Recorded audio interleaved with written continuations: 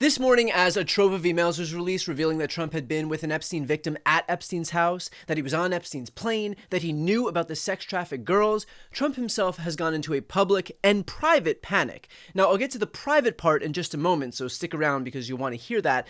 But in terms of the public meltdown, he took to Truth Social writing, "The Democrats are trying to bring up the Jeffrey Epstein hoax again because they'll do anything at all to deflect on how badly they've done on the shutdown and many other subjects. Only a very bad or stupid Republican would fall into that trap. The Democrats cost our country $1.5 trillion with their recent antics of viciously closing our country, while at the same time putting many at risk, and they should pay a fair price. There should be no deflections to Epstein or anything else, and any Republicans involved should be focused only on opening up our country and fixing the massive damage caused by the Democrats."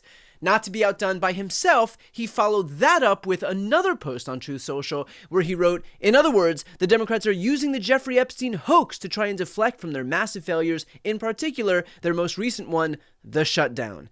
Now, I will concede that the way the Democrats ended the shutdown was bad. I would have liked to see them continue on this shutdown to guarantee ACA subsidies get extended. But let's be clear here. The Democrats did not force Jeffrey Epstein to write emails to Ghislaine Maxwell 15 years ago that would incriminate Donald Trump. The Democrats did not engage in a 10-month cover-up of the very topic that they themselves swore up and down that they cared about most of all when they were on the campaign trail. How Trump being best buds with Jeffrey Epstein and then implicating himself somehow in this pedophile ring is not the fault of the Democrats, it sounds like the fault of Donald Trump. Also, if there's truly nothing to see here, if Trump truly did nothing wrong, if this is all truly just a ruse by the evil communist Marxist Democrats, then can someone explain to me why Donald Trump is also engaged in a private sprint to get any of those 4 Republicans who signed on to the discharge petition to remove their names? According to the New York Times, top officials met in the White House Situation Room on Wednesday with Representative Lauren Boebert, a Colorado Republican who is backing an effort to force a House vote on whether to demand the release of the files. She was summoned to sit down with top Justice Department and FBI officials. One of the people said the session included Attorney General Pam Bondi and FBI Director Kash Patel. Carolyn Leavitt, the White House press secretary, confirmed that the meeting had taken place, calling it an example of transparency and how administration officials are willing to sit down with members of Congress and address their concerns. Ah yes, because nothing says transparency quite like summoning members of Congress to a closed-door meeting with top Justice Department brass to be pressured into removing your name from a discharge petition so that Trump can continue suppressing the Epstein files. The definition of transparency. And that very hypocrisy on transparency was pointed out to Carolyn Leavitt. But given your interest in transparency, Carolyn, why are White House officials then meeting with Representative Boebert in an effort to try and get her to not sign this petition calling for the release of the files? Doesn't it show transparency that members of the Trump administration are willing to brief members of Congress whenever they please? Doesn't that show our level of transparency? Doesn't that show the level of transparency when we are willing to sit down with members of Congress and address their concerns? That's a defining factor of transparency. Having discussions with members of Congress about various issues, and I'm not going to detail conversations that took place in the Situation Room in the press briefing room. Reagan. To answer Leavitt's question, doesn't that show transparency? No. I'm sorry, but what the fuck are we doing here? Does it show transparency to try to get a member of Congress to remove their name to help you bury the files? No. That is the opposite of transparency. That is literal secrecy. I understand that we're in a world where words don't mean anything anymore, and up is down, and black is white, and left is right, but dear God, at this point, the Trump administration is just playing their supporters for absolute fools. Either they're morons or they think all of us are. Take all the time you need with that one. And it's not just Leavitt. Mike Johnson, the man through which Jesus Christ himself speaks on the floor of the House, echoed that same talking point.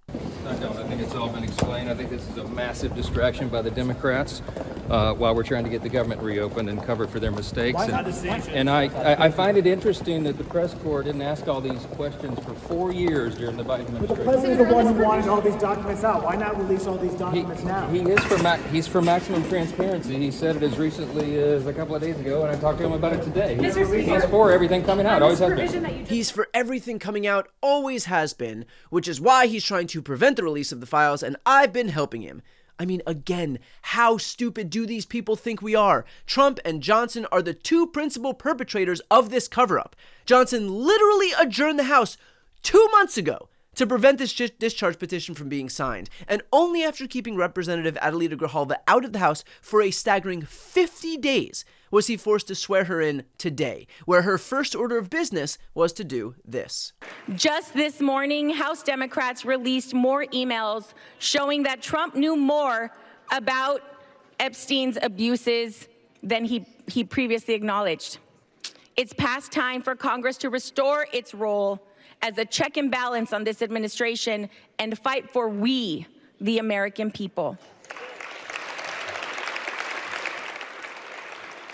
We need to fight for our immigrant communities and veterans. We need to stand up for our public schools, children, and educators. We need to respect tribal sovereignty in our environment. We need to stand up for LGBTQ+ rights, because that's what the American people expect us to do. Fight for them. That is why I will sign the discharge petition right now to release the Epstein files. But hey, I'm sure Trump is still proud of you, Mike, for delaying transparency about a notorious pedophile ring for 2 whole months, just like Jesus would have wanted. Now, notably, Boebert did not fold despite Donald Trump's pressure campaign, nor did Nancy Mace, Marjorie Taylor Greene, or Thomas Massie, and the discharge petition has now officially ripened, meaning no names can be removed. There will now be a vote on the Epstein files in the House, which we just found out from Mike Johnson will be next week, meaning earlier than anticipated. Now, keep in mind that it still has to pass the Senate by a 60-vote margin, and it also has to be signed into law by Trump himself. The latter won't happen, but it is possible that there could be a veto-proof majority that will eventually sign on to this thing to override Trump's refusal to sign if members of Congress and senators decide that they don't want to have to go back to their constituents and explain their involvement in a pedophile ring cover-up. So more news on that to come, and of course, I will cover it all, so if you'd like to follow along and support this channel, please make sure to subscribe. It is and always will be 100% free.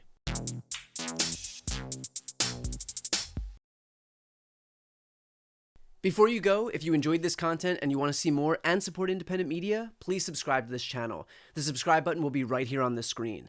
But second, the reality is that we are now in a political environment where this administration can lean on any of the social media platforms to suppress certain voices if they don't like critical coverage. That means my longevity here is in the hands of a few tech billionaires who are already making it clear that they are willing to cater to this administration. To that end, signing up for my newsletter is a way for me to reach you directly if that ever becomes necessary. I'll put the link right here on the screen as well, so please sign up. It's free, but there's also an option to do a paid subscription if you'd like to support me and my team. I really appreciate it. Thanks so much for watching.